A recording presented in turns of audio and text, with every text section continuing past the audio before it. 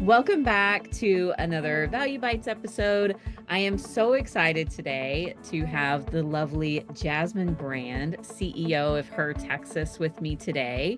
Jasmin and I were just saying that we've known each other virtually for years now, and so we're so excited to finally get to have a conversation and share this with you. But before we dive in about talking about vision, Jasmin, tell us just a little bit about Her Texas, how you got to this position, and what y'all do to help women entrepreneurs. Yes, well, thanks so much for having me on. And you're right. So now we've hit phase one. We're on virtual. Now we'll have to go phase two in real life. I think that's our next. But thank you so much for having me on. So I founded Her Texas. I'm an entrepreneur. My first business was, I think, 8 or 9. So I've definitely been that girl that's just loves to create things. And I'm really passionate about supporting women, whether I'm a volunteer, I've invested in a couple things. And so I'm always in this space of how can we move the ecosystem for women-owned businesses forward. Back a couple of years back, I got an opportunity to lead an organization or platform called Launch DFW. I was only there for a couple of years, but in my time there, I got a really good introduction to women leaders, investors, founders around the state. Because at the time I was exploring, as CEO of Launch, I was exploring, should we expand to Launch Texas? And so in that journey of figuring out if that was even viable, I started to meet these incredible women. And so after a couple of years there, I thought, I wanted to go back to doing my own thing. And at the time, I had met just some incredible women, and they were like, let's stay connected, Jasmin. And I realized at that time, this is back in 2019, the state is really big. Texas is a big state. And there's people who were born and raised here like me who you're only in your pocket. You don't really realize what's happening in other cities. And so that's really where Her Texas came to be. It was an events we were kind of hostess with the mostest. We just wanted to travel around the state. Let's just bring y'all together. And if you decide you want to do some cool stuff together, great. But when COVID happened, it changed, like for all of us, it changed the vision for Her Texas and also our purpose, because we were all in those virtual happy hours, drinking, exchanging grant information, complaining, like, okay, you have the same issue there too? Whoa, we do too. And that's when I realized, I was like, oh, first of all, we can't do events. So we can't be a thing about events anymore. Two, we've got a virtual chat with a woman from Killeen and a woman from Denton or a woman from El Paso, and we're all having the same issues. And that's when I realized we'll be stronger together if we activate at a statewide level. So still champion what's happening locally, but really start to get the conversation going statewide. And because not everybody was cool with using Zoom, because there was a time when people did not like to get on Zoom. Well, COVID kind of got rid of that too, where people didn't mind if you said, hey, let's go on a virtual chat. Even if you didn't want to do it, it was much easier to do it. And so we thought, well, maybe I should start expand this vision I had for us, that we should be working together and buying from each other and hiring each other. Why are we not speaking at each other and collaborating, especially in a state with like 17 million women? And so 2021, 22-ish is when the model changed from just being this events thing to being this kind of statewide collaborative thing. And so we just come together as a statewide community of women business owners, women business professionals to collaborate. We do celebrate each other. We like our mimosas, but the biggest piece for us is economic empowerment. And that's something that when I started Her Texas would have never thought we were here. So this idea of vision is an interesting topic for me, because I've given myself the grace to allow my vision to grow. And so now we're really passionate about increasing the number of women investors, increasing the number of expenditure, right? Getting us to spend more money with each other. We're still building community, but community for us has kind of changed a little bit, and it's led toward this thing of we are powerful. We don't need permission to help each other. And we have a mantra called "We Are the Bank," and it's not to replace banks, because we definitely need our financial partners. But if you think about the history of women and our relationships with bank, it was not till the mid 80s when we didn't even need permission to even get a bank account, right? So it's this idea that we have the power to finance each other, to spend money, to support each other. It's been really exciting to see kind of where it's grown. And what's interesting too is it's kind of like a good relationship. You don't have to do too much on it. And when the vision's right, it's interesting, I can tell we're on the right path, because things are just kind of ideas, opportunities, collisions are happening, because I think we're on the right track. And we're currently in 73 cities, which sounds really great, but there's 2,000 cities in Texas. We have a lot of work to do. Oh, that's amazing, though. I love that transformation of going from let's just get women together to network and get to know each other all the way to now it's this empowerment. I love Yeah, that we are the bank. That just yeah, gives me chills to hear that because it's true. We have the power to be all that we need, right? yes, yes. And gosh, we could just take this conversation in such a different direction, but I'm going to bring this back to talking Okay. about vision because I know that beyond just being able to support each other by buying each other's products and services and Yes, being there to hear each other and share resources, I think one of the best things that we can do as women is support that permission to have the big vision, right? Remind yes. our sisters and our friends that not only do you have the permission, but you have to have a big vision if you're going to make it, especially in Texas, Yes. where we're still a little behind the times when it Oh comes to yeah. respecting It's ladies. amazing and a hot mess at the same time, I always say, Heather. Yes, yes. So, how have you seen women with a clear and compelling vision have a bigger impact on what they're doing with their business? Is there any correlation that you've seen with that, with yourself, with the ladies in your organization, where being really connected to that vision means bigger things for the business? Yeah, you know what's interesting in supporting, championing, volunteering, working with a large number of women, thousands of women over the last 5 years, I really have been able to kind of step back and glean trends, even for my own self, because I'm part of the community too. I'm a founder still out here trying to make it too. But it's interesting, this idea of asking for permission. And so um it's kind of like this conversation of imposter syndrome. So I don't believe in imposter syndrome, and only because my father, who's no longer here, but was really my role model, did not allow me to not feel like I was capable of it. He was just like, "What are you doing?" So for me, it's a rare concept. But talking to so many women in our community, and some are incredible leaders, some of incredible business, still afraid to step into the vision that they know that they deserve. And so for the women that have stepped into it, you can feel the difference when you speak with them. It doesn't mean they're not afraid, by the way, or they don't have funding issues or trying to navigate being a mom or having a life with your girlfriends. But I think when you speak to them, it feels like I know where I'm going. I may not know how I'm going to get there specifically, even though I build a strategy, I still am kind of scared, but I know where I'm going. I've talked to Mhm. a lot of business owners, a lot of specifically women business owners that have, I'm like, this is an incredible idea, incredible concept. You've been doing really great. And they still are not really stepping into it. I spoke to a young woman who she did 1.5 million last year on Etsy. Now, I don't know what she would, Wow. yeah, She's been 1.5. busy. One, and I asked her, I said, you should come to this business event, this female founder event. She goes, well, I'm not really a business owner. And I go, what? And she goes, no, I just have a shop.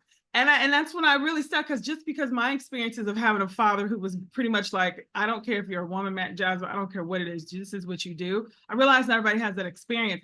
And she didn't call herself a founder. She didn't call herself an entrepreneur. So what do you want with this business? She goes, I eventually want to hire. I eventually want to expand. So she had a vision. So I think a lot of what we're dealing with right now is the not having to ask for permission to even have the vision, and also identification, because you can't have a vision if you don't know who you are and you don't claim the business. And that's what I'm really discovering and seeing a lot of women too. They're kind of appearing to go to the events. They appear, on social media, they've got the aesthetic, but actually deep down inside, it's like, do you actually feel comfortable calling yourself this? So I think identification, representation is a part of vision making for women that I don't know if our male counterparts always have to deal with. Although I do have some guy friends, they say, Jasmine, we have some of the same concerns. But I think this idea of just showing up and knowing you're supposed to be there and telling people, I want to have a big business. I've told some of the women in our community, this is kind of where I want to live. They're like, Jasmine, that's incredible for you. I'm like, it's incredible for you too. Yeah, I love that one of the things you said there was that they may not know how, but they have this big vision. And I do think that maybe it's a difference in the way that we think, and we're just very much planners to Yeah. generalize as women, that it is really hard for us to picture getting somewhere big if we don't know how to get there. Mhm. Whereas I think that sometimes, male business owners are a little bit more, I don't know how I'm going to get there, but I know I can hire and consult with Yes. people who know how to get me there. And women learning to lean into this who not how concept. And I'm going to get there. I don't know how, but it's still going to happen. And that being okay it just opens up such a bigger world, right? Because we're so used to, if I don't know how to do it, it ain't going to get done. That's When the it. And the truth is, perfectionism we too. have that network, we have those peers, we Yes. have people that we can hire that know all of the how and can get us where we want to go while we focus on what we're really good at.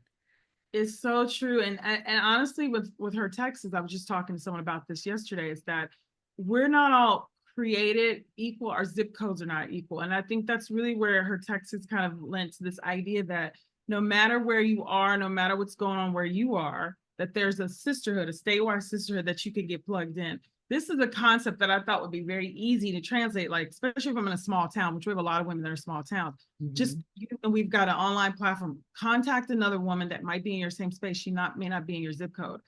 That concept there too, of what a network means, and that you can lean into it.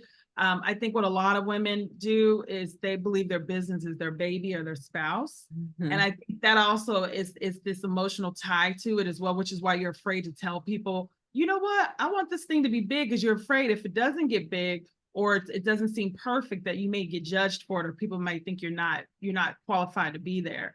And so I've learned over time, and only just because I've had many failures here, is to really think of things very surgical and know that the business is not nothing without me. And so this is one of many things. And the business is not my husband, it's not my child, it's the thing that I want to grow, to expand, so I can move on to other things, or hire, bring other additional people on. It's the relationship we have with business. And what happens when you go to a lot of traditional business events is that it's still very surface level when we talk about just that journey of being a woman-owned business. It's a very complicated, depending on where you are. Just like my father was a huge, influence for me. But there's women in small cities that don't know women like you, Heather. For example, there was a young lady I spoke to. She was in a town, I can't think of it, but it had like 1,500 people in it. I don't know how she even found us, but she said, we don't have women like you in our community, Jasmine. And that could go many different ways. I was like, uh-oh. Like, what do you mean like me? She was like, well, like with careers. I was like, oh, good. Okay.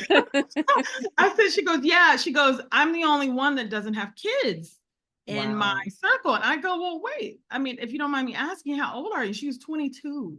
Oh. And she said she's on the outlier because she said she doesn't want to have kids yet and wants to have a business. She's considered to be in the minority in her community. And so we've started to try to think about, okay, we're building a statewide community. We want to provide resources on this. And we have to think about the very complicated journey of being a business owner, that women are carrying and bringing things with them. So it's not like I just show up and build a company and start hiring. Whatever you're carrying in your suitcase, your backpack, your purse, that's what you bring on, and that takes on the flavor and style of your business too. It's probably it's why I'm not married, honestly, because I had a very clear focus of where I wanted to go, and I was like, that's just gonna come along the way. Now 10 years later, I'm like, I should have probably bounced that. But like, I had a very clear direction. I knew exactly what I was doing. I had all these plans. You have other women that have all these dreams and visions and are like, I don't know if I can actually do this. And there are women in your network, and you don't have to rely on just what's currently written in front of you. But this is a new concept we're still exploring too, that woman in Killeen, you can connect with a woman in El Paso to build your business. Yes, I love that. I'm really involved in the technology community, and so we've been doing this for a decade, right? My network and website development is international, and that's just been a Yeah. natural thing for us. And so it's easy to forget that Yes. other professionals don't have that yet. They're still kind of coming alongside that. And you said about this woman looking at her network locally and saying, I don't have anyone in my community that looks like you, that's got this big vision, that's doing the big things and not Yeah. doing the family life. Not that that's not a big thing too. Yeah. Mhm. But I love that now with your organization, she does have that in her community. It Yeah. might not be someone she can go have coffee with in person, but it's someone that she can still develop a relationship with and have that community no matter where they are. And I love that maybe that is one of the good things that came out of the pandemic, Oh is that yeah. we all got comfortable building very good, strong relationships, even with people that, we can't be sitting in the same room with. No, it's so true. And so COVID was really hard. Pandemic, that was a really, but we know businesses that were thriving. We know so many things. It gave us so much perspective on so many things we weren't even looking at before. And what we're trying to think about too is like building a business is really hard. And not only do you have tech tools, so like I know you in the tech community, you guys have probably been using Zoom and stuff forever, but a lot of people were not using it. And so now they're like, okay, cool, I can do a virtual coffee with someone. But we're also saying like, you don't have to stay where you are to do business. And if you want to make money and you want to be successful, you have to get in your car. You have to get out there. You've got to hustle. This is also something too that COVID, like you don't have to stay where you are. So what we try to say is if we're hosting an event in a city, we invite everybody to join us there. Like if you go ahead, come down, plug in, meet some new women, meet some new faces, like get some connection. Like it's just also to redefining how we build networking community. We've always, because we didn't have to do Zoom and we didn't have to go outside of our community, but I've seen the magic that happens when we are expanding outward. And there's so many women that haven't even started to dip their toe in the pool with this. Like they're still very fragmented. And that's why a lot of us are giving up. You know, Texas ranks so high, usually as far as women starting businesses here. But by year 4 or 5, we see kind of a decline because they have lack of resources, lack of access to capital.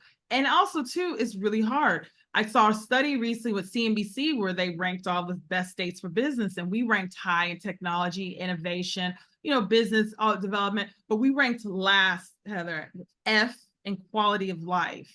Like building a home here, education, discrimination, a woman having the right to make decisions for herself. Yes. Like we ranked F. So that dichotomy is why her Texas is here. Because I always have people tell me, girl, why are you doing something in Texas?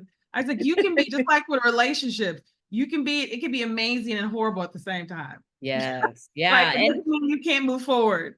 Right. And we could leave, right, and go somewhere where it's easier because we've already got it figured out and we have the ability to move if we really wanted to. But is it right for us to leave behind those who still need us to advocate for them and to help them and pull them up behind us? I have a special needs child. And so between being a business owner and a special needs parent, it's like Texas is not the smartest place for me to be. I know. There's a lot of reasons that it might make sense to go somewhere else, but it's also, I feel like, a little bit of my duty to do what I can here for as long as I can and help those that are coming behind me. Well, try to start a business. I tell people, try to start the same business you're doing in New York and Miami. Like Texas is actually an incredible place to start a business. And it's also a very challenge, like they're at the same time. We have a lot of resources here, and the women here, from executives, like we have everything here. But yes, it's a tough. So I think we can do tough things. We can still move through it. Everywhere you go is going to be challenges, especially if you're a woman. If you're a woman of color, there's going to be challenges. Like the lack of funding is a national situation, right? That's going to be an issue. So I say I want to be a place where there's growth potential. If there's the right women, I can make things happen. If I've got a network of incredible women, and we do have that here, but it's just getting the word out about that. But I get it. I get emails all the time. I hate it here. I was like, I get it, but we can still build something. Let's build something while you're looking for something else. Another thing that I've seen as I've built my business is that we have a very pull yourself up by your bootstraps mentality in Texas. Yes. And when you go against that and you do hire help and get the funding you need to get started and lean on your network, those things can sometimes be scary because it's not what we're taught to do. When I started my business, most of my clients were in New York, New Jersey, California. And when they started a business, they went to the bank and they got the capital they needed to get things going. Whereas here in Texas, I'm going to figure it out myself. I'm not taking out any kind of loan. I'm going to do everything myself. I'm going to figure it out and be cash flow positive from day one, which some of that is very healthy, but some of that also sets us up for failure because we forget that there are resources out there and we're not as taught as people are maybe in other parts of the country that you don't have to figure it all out on your own. There's resources and there's things to do. And I think especially as women, that really makes it harder for us to lean in and get the help that we need because we're told that if we really know what we're doing in business, we should be able to do it by ourselves. Yeah, we've got that kind of Wild Wild West vibe here too. And I think you're exactly right. I think women inherently, though, I'll just do it myself kind of energy. And that, like, even hiring help, getting a maid or whatever, right? Like, I think Yeah. I've talked to founders, female founders, and I've looked at it just even from an ethnicity perspective. I have white counterparts, like white girlfriends, that say, Jasmine, you didn't hire a maid yet. And I have help now because I don't know how.